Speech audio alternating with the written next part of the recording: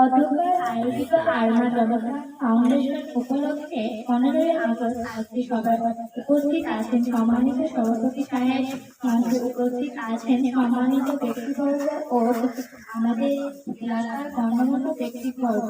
সবাইকে জানাই আমার আন্তরিক সালাম ও শুভেচ্ছা। I will sacrifice my life, if necessary, to illuminate all the injustice and exploitation from our country. My greatest strength is the love for my people, and my greatest that I love them too much. বলেছিলেন একজন মহানায়ক sir David ফ্রস্টে নেওয়া একটি ইন্টারভিউতে।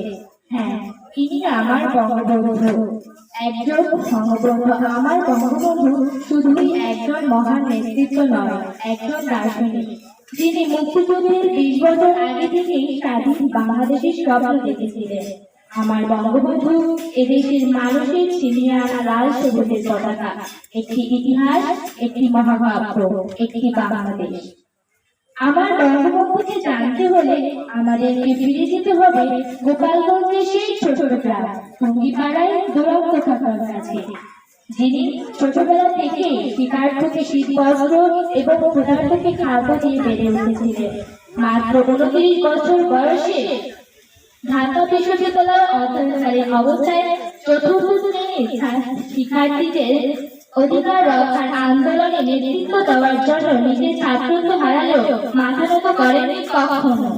আমার বঙ্গবন্ধু 1971 সাল পর্যন্ত তার দৃঢ় ও বলিষ্ঠ নেতৃত্বের মাধ্যমে আমাদেরকে দিয়ে গেছেন স্বাধীন বাংলাদেশ, যার ফলস্বরূপ তার 56 বছর বয়সী জীবনে 4,682 দিন কাটাতে হয়েছে কারাগারের কাল কুঠুরিতে। আমার বঙ্গবন্ধু, যিনি 7 মার্চের মাত্র 18 মিনিটের এক ভাষণে এক আঙুল উঁচিয়ে সারা বাংলাদেশের 7 কোটি মানুষকে শিখিয়েছিলেন মুক্তিযুদ্ধ, স্বপ্ন দেখিয়েছিলেন স্বাধীনতার। স্বাধীনতার পরে আমার বঙ্গবন্ধু জাতিসংঘে বাংলায় ভাষণ দিয়ে বাংলা ভাষার মান উন্নত করেছিলেন। কিন্তু হায় দুঃখ, আমাদের ধরে রাখতে পারিনি আমরা আমার বঙ্গবন্ধুকে। আজ 15ই আগস্ট জাতীয় শোক দিবস।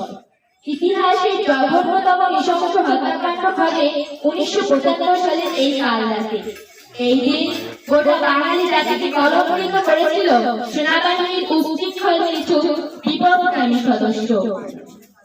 সেই দিন রাতে ধানমন্ডির 32 নম্বর সড়কের ঐতিহাসিক ভবনে ঘাতকের নির্মম বুলেট বিদ্ধ করে জাতির জনক বঙ্গবন্ধু শেখ মুজিবুর রহমানের বুক। অকুতোভয় বঙ্গবন্ধু ঘাতকের বুলেটের সামনে দাঁড়িয়েও খুনিদের কাছে জানতে চেয়েছিল, তোরা কি চাস, আমাকে কোথায় নিয়ে যাবে? বঙ্গবন্ধুকে দেখেও হাত কাঁপেনি খুনিদের। সেদিন ঘাতকের হাতে প্রাণ হারান বঙ্গবন্ধুর সহধর্মিণী বঙ্গমাতা বেগম মুজিবুন্নেছা মুজিব, বঙ্গবন্ধুর বড় ছেলে শেখ কামাল, শেখ জামাল, শেখ রাসেল, পুত্রবধূ সুলতানা কামাল, রোজি জামাল, ভাই শেখ নাসির, কর্নেল জামিল। 15ই আগস্ট জাতীয় শোকের দিন, বাংলার আকাশ বাতাস আর প্রকৃতিও অস্তিত্ব হওয়ার দিন। জাতি আজ গভীর শোক ও শ্রদ্ধার সঙ্গে স্মরণ করবে সেই মহান নেতাকে। বঙ্গবন্ধুকে দৈহিকভাবে হত্যা করা হলেও তার মৃত্যু নেই, তিনি চিরঞ্জীবী। কেননা একটি জাতি রাষ্ট্রের স্বপ্নদ্রষ্টা এবং স্থপতি তিনি। যতদিন এই রাষ্ট্র থাকবে ততদিন অমর তিনি। আমার বঙ্গবন্ধুকে নিয়ে লেখা কেউ বা নেতা ফিরেন রাষ্ট্রে বলেছিলেন, I have not seen Himalayas, but I have seen Sheikh Mujib. ঠিক তেমনি হিমালয়ের মতো তিনি তার প্রশস্ত বুক দিয়ে আমাদের এই বাংলাদেশকে আগলে রেখেছিলেন। আমার বঙ্গবন্ধুকে নিয়ে বলতে গেলে হয়তো মহাকাব্য রচনা হয়ে যাবে, কিন্তু কথা ফুরবে না। আমার বঙ্গবন্ধু একটি চেতনার নাম, যিনি জাগ্রত আছেন প্রতিটি বাঙালির হৃদয়ে। আমার বঙ্গবন্ধু জাগ্রত আছেন 10 বছরের শিশুর মুজিব কোট গায়ে দিয়ে এক আঙুল উঁচিয়ে 7 মার্চের ভাষণ মুখস্থ বলাতে। আমার বঙ্গবন্ধু আমাদের চেতনায় চির অম্লান, চির ভাস্কর। আমার বঙ্গবন্ধুকে নিয়ে লেখা মহাদেব সাহার আমি কি বলতে পারিনি কবিতার ছোট্ট একটি অংশ দিয়ে আজ শেষ করতে চাই। তবু শেষবার ঘুমিয়ে পড়ার আগে তাকে আমার বলতে ইচ্ছে করছিল, এই বাংলায় তোমার সমান উচ্চতার আর কোনো লোক দেখিনি আমি।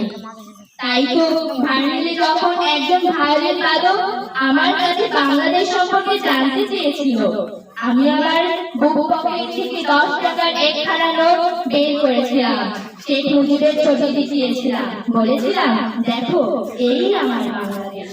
জয় বাংলা, জয় বঙ্গবন্ধু, জয় হোক প্রগতি।